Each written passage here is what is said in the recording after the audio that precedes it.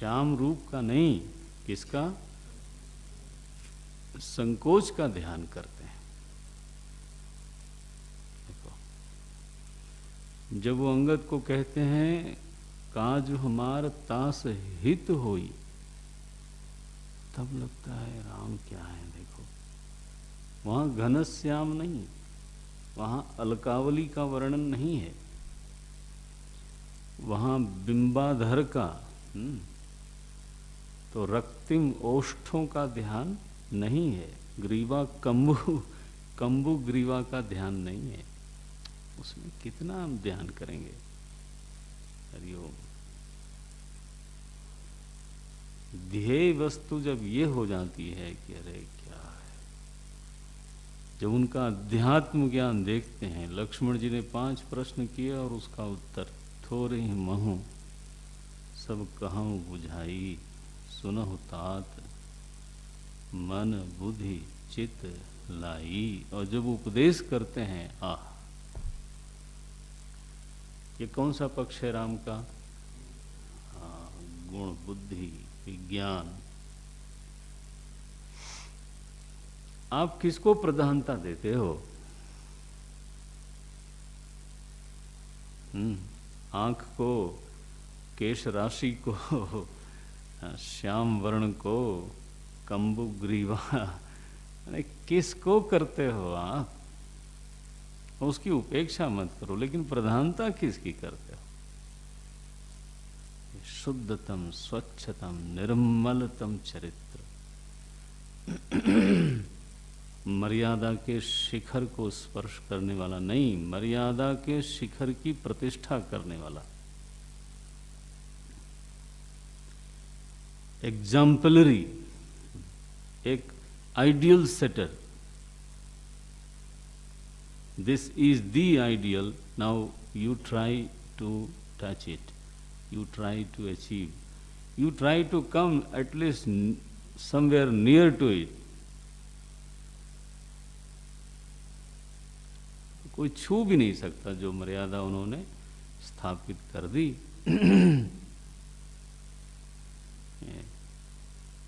तो ये उत्कर्षात् निश्चित है, इसमें कोई संदेह की बात नहीं है कि विराट की अपेक्षा तेजस में उत्कर्ष है और अ की अपेक्षा उ में भी उत्कर्ष है। बिल्कुल सही है। तेन सामान्येन, इस उत्कर्ष की समानता से। दूसरा, उभयत्वात् वा, उभयत्वात् क्या है? बीच में है उ, 2 किनारे हैं अ और म। मानो कि उ जो है ना वो दोनों के साथ लगा हुआ है। बोलते हैं उभयत्वात् वा अकार मकारयोः मध्यस्थ उकारः। अकार मकार के मध्य में स्थित है उकार। बोलते हैं तथा एव, बिल्कुल उसी तरह से, विश्व प्राज्ञयोः मध्ये, एक तरफ लयावस्था है प्राज्ञ, एक तरफ बिल्कुल स्थूलावस्था है विश्व। माने अनभिव्यक्त और पूर्णाभिव्यक्त, चलो ऐसे बोले। एक बिल्कुल अप्रमेय है, प्रमाण की वहां गति नहीं है, अव्यक्त है। और एक बिल्कुल प्रमेय है, इंद्रियादि से प्रत्यक्ष है। बुद्धि इंद्रियक नहीं है लेकिन अप्रमेय नहीं है। भाव इंद्रियक नहीं है लेकिन अप्रमेय नहीं है। जो स्वभाव सद्गुण है वो इंद्रियक नहीं है, अप्रमेय नहीं है, मध्यस्थ। सुंदर डिस्क्रिप्शन। जैसे उकार की स्थिति मध्य में है, वैसे ही तेजस की स्थिति मध्य में है। उभयत्वात् वा, ये श्रुति का शब्द है। भाष्यकार उसका विवरण करते हैं। अकार मकारयोर मध्यस्थः उकारः तथा विश्वप्राज्ञयोर मध्ये तैजसः। अतः उभय भाक्त्व सामान्यात्, दोनों में उभय की पात्रता है, उकार में भी और तेजस में भी। ये दो सामान्य हैं, उत्कर्ष की समानता है और उभयत्व की समानता है। वैश्वानर में भी दो समानता थी, आपनोति आदिश्च, ये थोड़ा याद रखें। ये समानता बताने का प्रयोजन इतना ही है कि एकत्व का प्रत्यय बन जाए। उ तेजस का वाचक है, तेजस उ का वाच्य है। ऐसे बार बार ये ध्यान बन जाए। माने ओम में अगर ऊ पर दृष्टि, देखो उच्चारण तो वैसा ही होगा, लेकिन दृष्टि में ऊ मानो प्रधान बना रहे, तो ऊ पर ध्यान देने पर तेजस का स्फुरण होना चाहिए।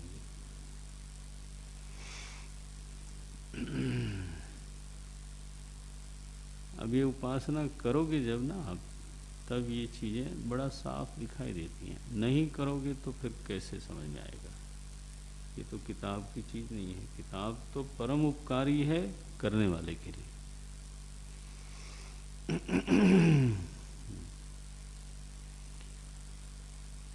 तो कैसा है ये देखो, बोलते हैं उकारः तथा विश्वप्राज्ञयोः मध्ये तैजसः अतः उभय भाक्त्व सामान्यात्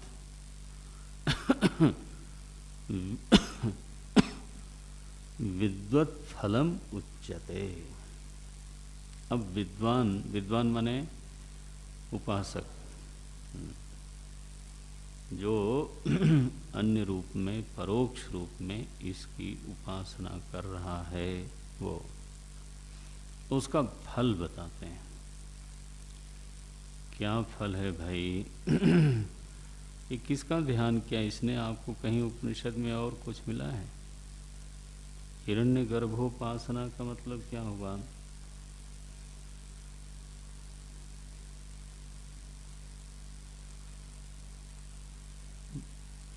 महत्पुच्छम प्रतिष्ठा। तैत्तरीय उपनिषद में आया, व्यष्टि में जो विज्ञानमय कोश है, उस विज्ञानमय कोश की प्रतिष्ठा का नाम है महत्तत्व। वो हिरण्यगर्भ है।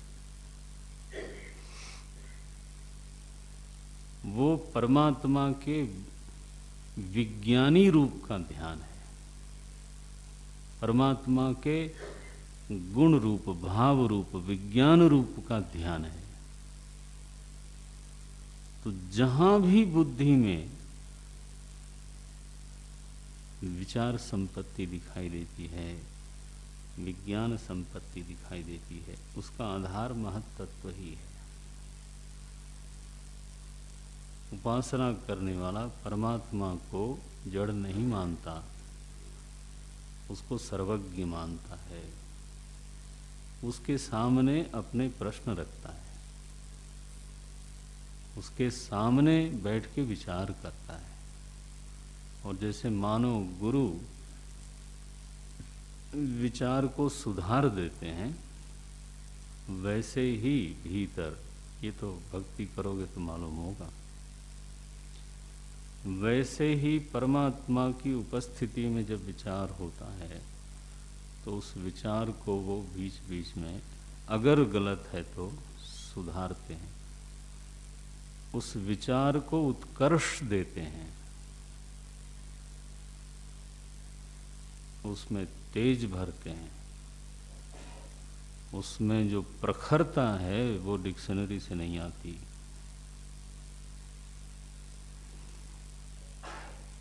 महत पुच्छम प्रतिष्ठा। ये है वो। तो फल क्या होगा कि ऐसा जो उपासक है, जो हिरण्यगर्भ उपासक है, जो महत्तत्व का उपासक है, उसके अंतःकरण में विज्ञान संपत्ति का विकास होता है। बोलते हैं विद्वत् फलम उच्यते उत्कर्षति हवै ज्ञान संततिम। बिल्कुल सही है, अनुभूत है। ज्ञान का विस्तार होता है। हमारे महाराज जी एक बार टहल रहे थे, संध्या, कल ही मैं बोल रहा था, कल या परसों, संध्या काल में, तो कंधे पर हाथ रख करके तो टहलते थे। तो बीच में कोई न कोई बात तो होती रहती। तो बोले, मेरा नाम लेते थे, ब्रह्मचारी आश्रम का नाम था विशाल, तो वो विशाल जी बोलते थे। अपनी वाणी का श्रृंगार है उनका। विशाल जी, करपात्र जी महाराज बहुत बड़े विद्वान थे। मैंने कहा जी महाराज जी, तो बोले कि लेकिन ये पढ़ करके इतना विद्वान नहीं बना जा सकता। मैंने कहा फिर? बोले वो बहुत बड़े उपासक थे।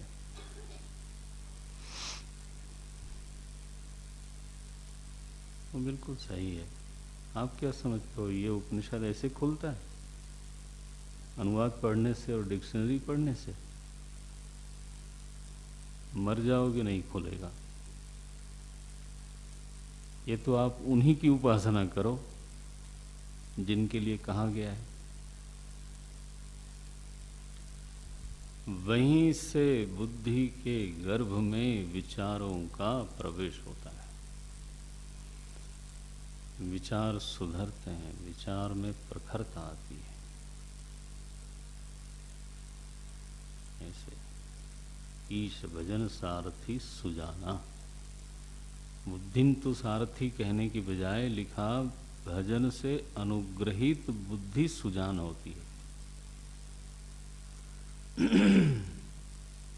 आप लोग करते होंगे ऐसा मैं उम्मीद करता हूँ, लेकिन अगर भजन नहीं होगा तो बस आप क्या बोलते हैं, पटवारी बन जाओगे। टीटी भी नहीं, अब छोटा करता हूँ, उससे बड़ा पटवारी बनोगे, घिसोगे कलम।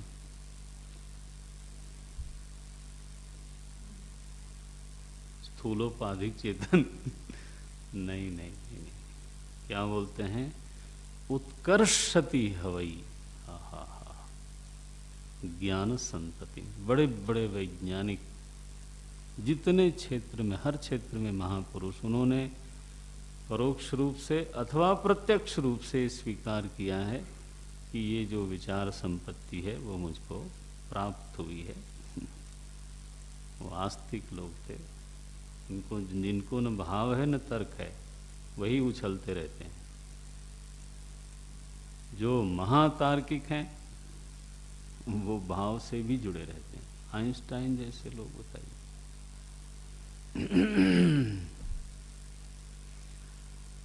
याद रखना उसको, योग आत्मा। किसी को विज्ञान में कोष अपना संभालना हो तो योग माने ध्यान, वो आत्मा है, लेकिन उससे काम नहीं चलेगा। महत पुच्छम प्रतिष्ठा, उससे भी पूरा नहीं। ऋतम दक्षिण पक्ष सत्यम उत्तर पक्ष। ये ऋतम सत्यम को छोड़ करके विज्ञान में कोष नहीं बनता। ये वेद है, वेद ने ये बात कही। अगर विज्ञान में कोष का स्वास्थ्य चाहिए तो ये चारों चीज संभाल लो। और पांचवी है श्रद्धा, तस्य श्रद्धैव शिरः। क्या डिस्क्रिप्शन है बताओ। श्रद्धा सिर है, ऋतम दाहिना बाजू। ये बंबई वाली भाषा बोल दी मैंने। सत्यम बायां बाजू। योग आत्मा वक्षस्थल है, उसका हृदय स्थान है योग, लेकिन प्रतिष्ठा वहाँ नहीं है। प्रतिष्ठा है मालिक साहब में। महत पुच्छम प्रतिष्ठा। वाह वाह वाह। बोलते हैं उत्कर्षति है वही ज्ञान संततिम, विज्ञान संततिम वर्धयति इत्यर्थ।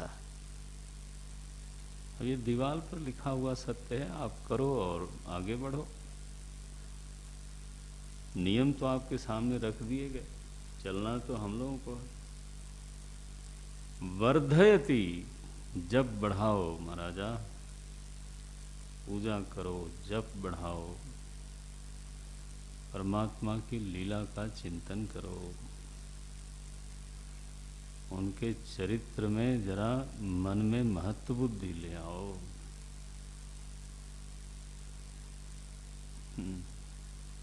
वर्धयति, बढ़ जाएगा, बेशक बढ़ जाएगा। वर्धयति, विज्ञान संततिम वर्धयति। कोई मुझे कह रहा था कि कोई वेदांती लोग हैं वो ईश्वर के प्रति बहुत आदर भाव नहीं है। मालूम नहीं कहाँ वेदांत पढ़ा होगा। ये तो मांडूक्य में आपको बता रहा हूँ मैं। ये इससे ज्यादा बड़ी उपनिषद लेके आओगे क्या? ये क्या लिखा है यहाँ पर? ज्ञान संततिम विज्ञान संततिम वर्धयति इत्यर्थः। और एक और बात होती है, उसमें इतनी भाव संपत्ति सिद्ध होती है। देखो, ये परमात्मा का ध्यान करने से उसी का भाव आपके अंतःकरण में भराया। वो किसी के लिए विषम हो सकता है क्या? तो सब उसी के हैं तो विषम कैसे होगा? तो यहाँ बोलते हैं समानस्य, माने तुल्यस्य। श्रुति का शब्द है समान, कोई भाष्यकार का नहीं है। तुल्यस्य, कैसा तुल्य है? मित्र पक्षस्यैव शत्रु पक्षाणाम अप्रद्वेष्यो भवति। जो लोग उसको अपने कारणों से वैरी देखते हैं, शत्रु शब्द की सार्थकता ये, वो नहीं शत्रुता करता। ध्यान रखना, वो शत्रुता, वो अजात शत्रु है। नहीं तो ये तो संगति नहीं लगेगी। एक तरफ उसको समान कहा जा रहा है, दूसरा तरफ ये कहा जा रहा है कि उसके शत्रु हैं। कंट्राडिक्शन है कि नहीं? शत्रु हैं तो समान कैसे हुआ? नहीं, शत्रु लोग अपने कारणों से हैं। उनका कोई स्वार्थ, उनका कोई राग आहत हुआ होगा।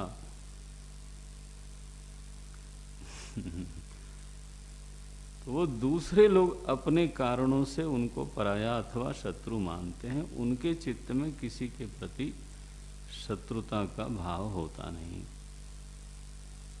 उनके चित्त में तो जो चीज है वो है समानश्च भवति। ये आप समझते हो?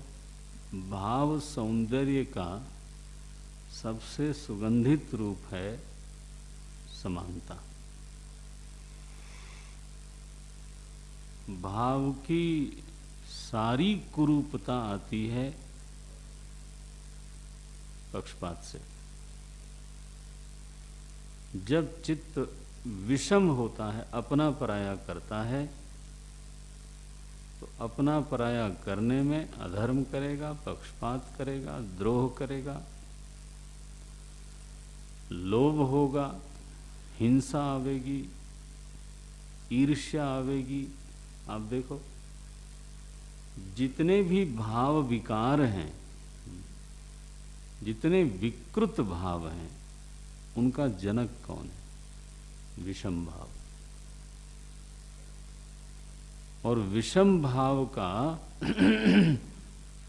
जो मूल हेतु है वो तो है अभिमान, अंतःकरणाभिमान अथवा देहाभिमान। लेकिन भक्ति की महिमा ये है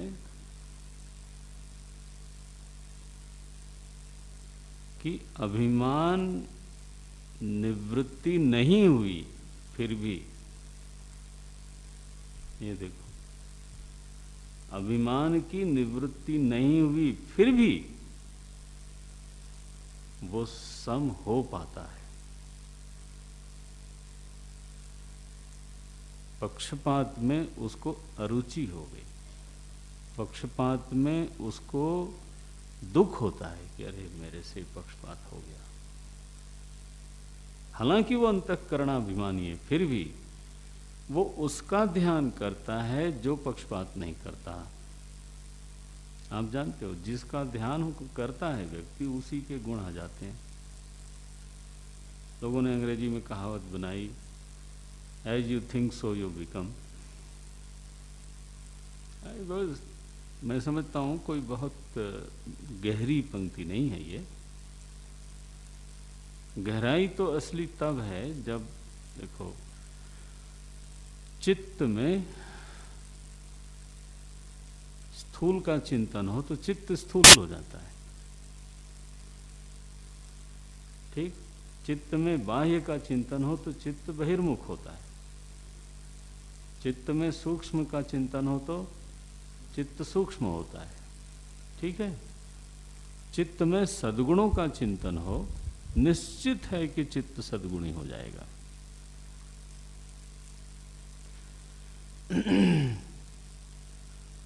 तो सम परमात्मा का, निष्पक्ष परमात्मा का, सर्वरूप परमात्मा का, समस्त ज्ञानों के कोश रूप परमात्मा का, समस्त शोभनतम भावों के कोश रूप परमात्मा का जब ध्यान करता है साधक,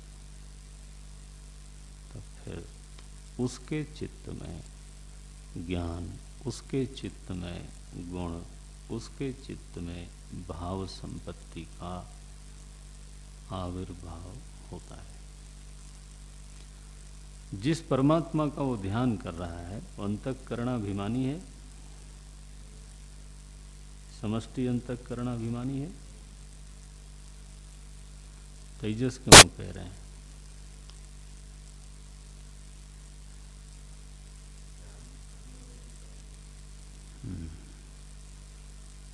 ध्यान रखना, अभिमानी तो है ही नहीं। चेतन को ही अपने अंतःकरण की अपेक्षा से महत्तत्व संज्ञा प्राप्त होती है। अंतर्यामी संज्ञा प्राप्त होती है, महत्तत्व संज्ञा प्राप्त होती है। असल में आत्मा ही अंतःकरण के, शुभ अंतःकरण के संदर्भ में, अंतःकरण नहीं बोल रहा हूं, शुभ अंतःकरण के संदर्भ में आत्मा ही विज्ञान कोश है, गुणागार है, समस्त शोभनतम भावों का अधिकरण है, सकल कल्याण गुणगण निधान, तुम निर्गुण तुम गुणागार। आता है ये समझ में? क्या कठिनाई है इसमें? देखो, आत्मदेव शांत हैं, एक पहलू ले लो विचार के लिए। उनका स्वभाव है, स्वरूप है शांत। वह शांति जो है वो अंतःकरण में जब उतरती है तो वही भिन्न भिन्न गुणों के नाम से जानी जाती है। अनेक दिन ये बात कही थी। जैसे काम की शांति ब्रह्मचर्य, राग की शांति वैराग्य, लोभ की शांति संतोष, क्रोध की शांति अहिंसा। तो ये सारे सद्गुण जो अंतःकरण में आए, कहाँ से आए? वो किसका स्वभाव है?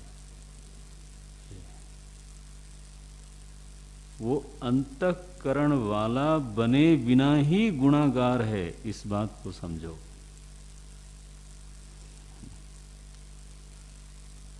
आया पकड़ में? नहीं। अंतःकरण वाला बने बिना ही गुणागार है और उसी समय निर्गुण है।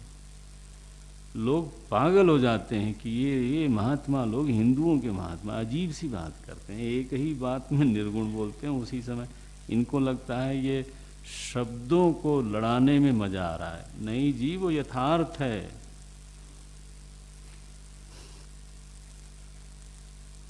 वो शब्दों की जगलरी करने का मजा नहीं ले रहे हैं,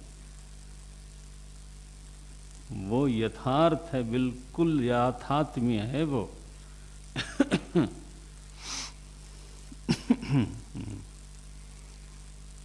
सारी विज्ञान संपत्ति ध्यायी को अपने अंतर्यामी से ही प्राप्त होते हुए मालूम पड़ती है, इसलिए उसको विज्ञान कोश बोलते हैं।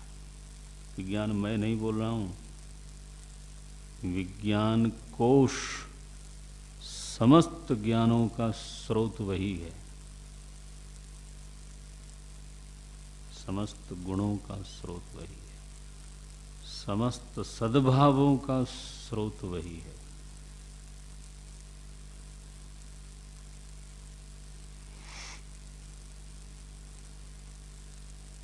भाव सौंदर्य, विज्ञान सौंदर्य, गुण सौंदर्य भक्त में बढ़ता जाता है जब वो हिरण्यगर्भ की उपासना करता है। उपासना का आलंबन क्या है? ऊ यो यदिच्छति तस्य तत्। ओंकार कोई छोटी चीज है? एतद्ध्यालंबनम परम, एतद्ध्यालंबनम ज्ञात्वा यो यदिच्छति तस्य तत्। सगुण भी और निर्गुण भी। अब आया अविधेय प्रधान से निर्गुण, अभिधान प्रधान से सगुण। पहला वाक्य ध्यान रखना, इसका पर्यवसान अंततः ज्ञान में होता है, इसमें कोई शक की बात नहीं। क्योंकि अभी अमात्र की तरफ जब जाएंगे ना, अभी तो मात्रा चल रही है, जब वृत्ति अमात्र की ओर जाने लगती है तो वो तुरीय पद का वाचक हो जाता है। अभी तो ये ठीक है, बहुत बढ़िया है। विज्ञान संततिम वर्धयति इत्यर्थ समान तुल्यश्च मित्रपक्षस्यैव शत्रुपक्षाणाम अप्रद्वेष्यो भवति। असल में शत्रु पक्ष के लोग भी द्वेष नहीं कर पाते। ये तो नहीं करता, वो भी नहीं कर पाते। वो जानते हैं कि हम अपने कारणों से इनको शत्रु मानते हैं, विरोधी मानते हैं, लेकिन ये हैं अच्छे। बैरियु राम बड़ाई करहीं, ये राम जी को बैरी शब्द लिखा वहां, तो राम जी ने थोड़ा बैर किया किसी से। कोई बैरी है तो अपने कारणों से बैरी होगा, लेकिन वो आपस में बैठने पर बात करते हैं। चाहे जो कहो यार, हमारी दुश्मनी तो है, लेकिन राम जैसा आदमी नहीं हो सकता। ऐसा बैठ के गलचौर करते हैं। ऐसा बैठ करके आपस में बात करते हैं बैरी लोग। ये इसको बोलते हैं अब्रह्मविद अस्य कुले न भवति। नारायण नारायण, ये फलश्रुति।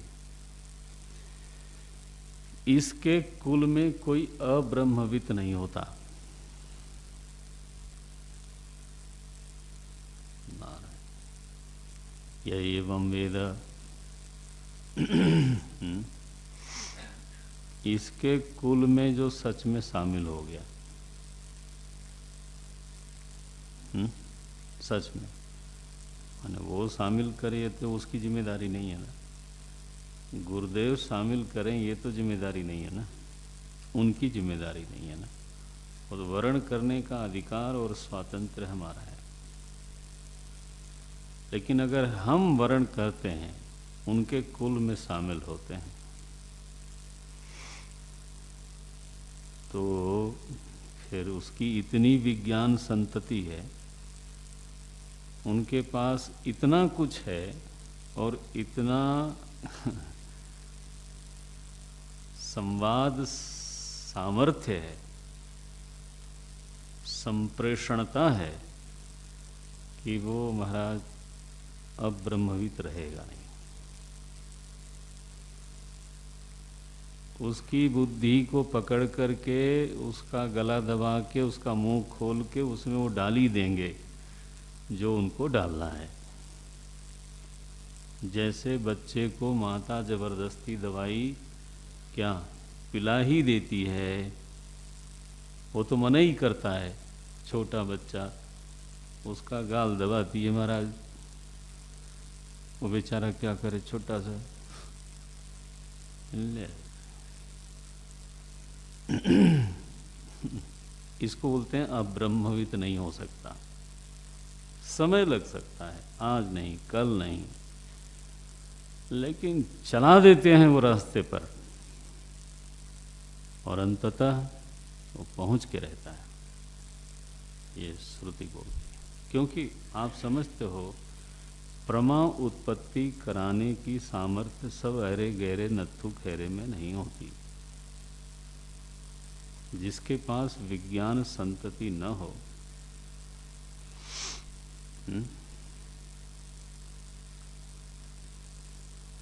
वो कम्युनिकेट नहीं कर सकता। संभव है उसके पास ज्ञान हो, लेकिन वो प्रत्यायित नहीं कर सकता।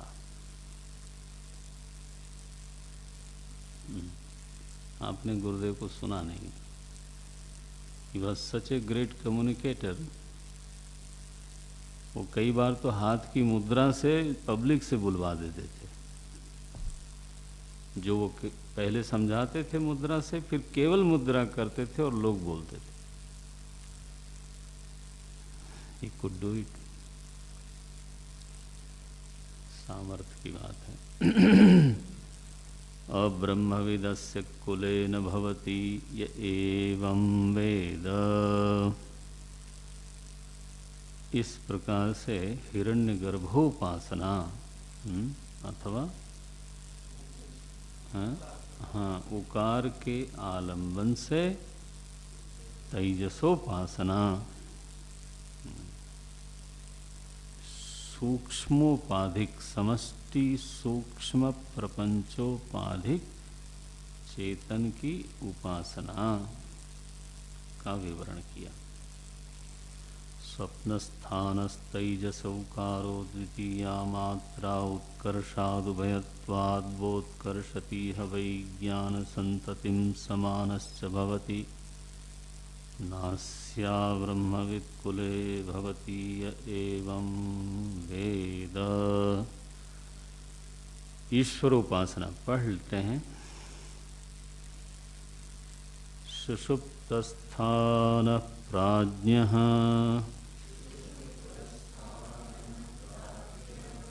मकारस्तृतीया मात्रा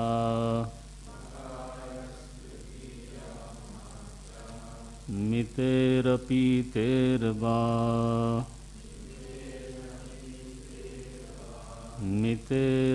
मितेरपीतेर्वा मितेः अपीतेः वा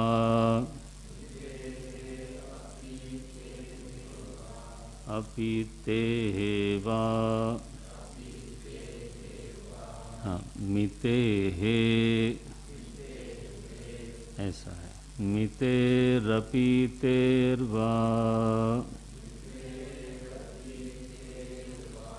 मिनोति हवा इदगं सर्वं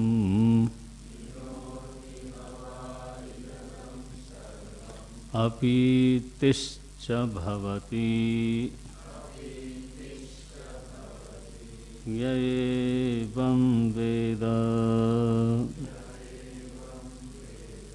सुषुप्तस्थानः प्राज्ञो मकारस्तृतीया मात्रा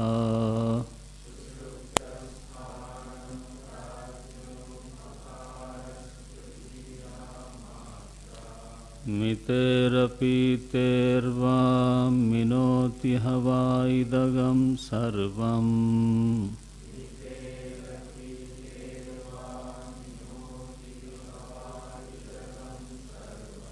अपीतिश्च भवति य एवं वेद।